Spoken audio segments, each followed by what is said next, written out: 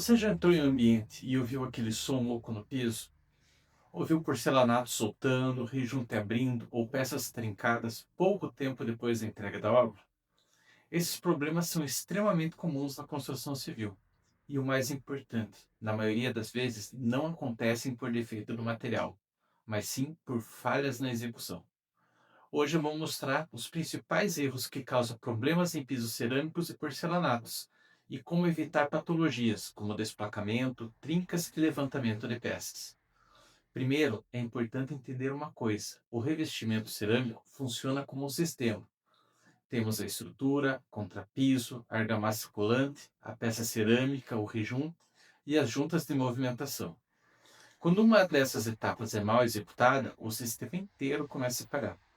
E normalmente os primeiros sintomas aparecem, como som louco, peças soltas, trincas, rejuntos abrindo ou os pisos estufando.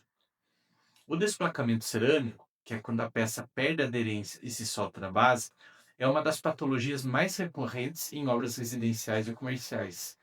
E quase sempre ele está ligado a problemas básicos de execução. Um dos erros mais comuns é assentar o revestimento sobre o contrapiso ainda sem a cor adequada. Muita gente acelera o cronograma da obra e esquece que o contrapiso precisa estabilizar antes do assentamento. E quando isso não acontece, a retração da base gera tensões no revestimento. O resultado aparece depois: peças ocas, fissuras, descolamento. E a própria NBR 13753, que trata da execução do revestimento cerâmico em pisos internos e externos, estabelece critérios importantes para preparo da base, execução e juntas de movimentação, justamente para evitar esse tipo de problema. Outro erro frequente é o uso incorreto da argamassa colante. E agora falamos da NBR 140181, que regulamenta as argamassas colantes industrializadas utilizadas no assentamento de placas cerâmicas. Temos, segundo essa norma, a AC1, indicada apenas para ambientes internos secos, a AC2, que já suporta áreas externas e ambientes úmidos, e a AC3, com desempenho superior, indicada para situações mais críticas, como fachadas, piscinas, porcelanatos de grandes formatos e lugares sujeitos a maiores movimentações térmicas. Ou seja, usar a argamassa errada pode comprometer totalmente a aderência do revestimento. Existe também outro detalhe importante. Mesmo utilizando a argamassa correta, muita gente erra no preparo, como, por exemplo, adicionar água além do recomendado pelo fabricante, que reduz a resistência da aderência. Outro problema muito comum em obras modernas é a ausência de juntas. Existe uma ideia equivocada de que porcelanato bonito é aquele sem rejunte, mas tecnicamente isso é um erro. Afinal, toda a estrutura se movimenta. Existe dilatação térmica, retração, deformação da laje, movimentação do substrato, e o revestimento precisa absorver essas tensões. Por isso mesmo, as juntas são fundamentais.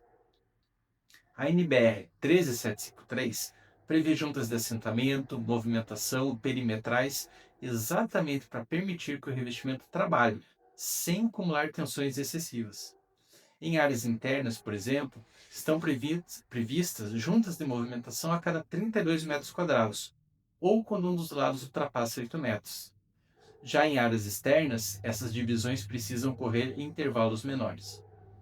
Outro ponto crítico é a junta perimetral. No encontro do piso, com paredes, pilares ou elementos estruturais, o revestimento não pode ficar travado.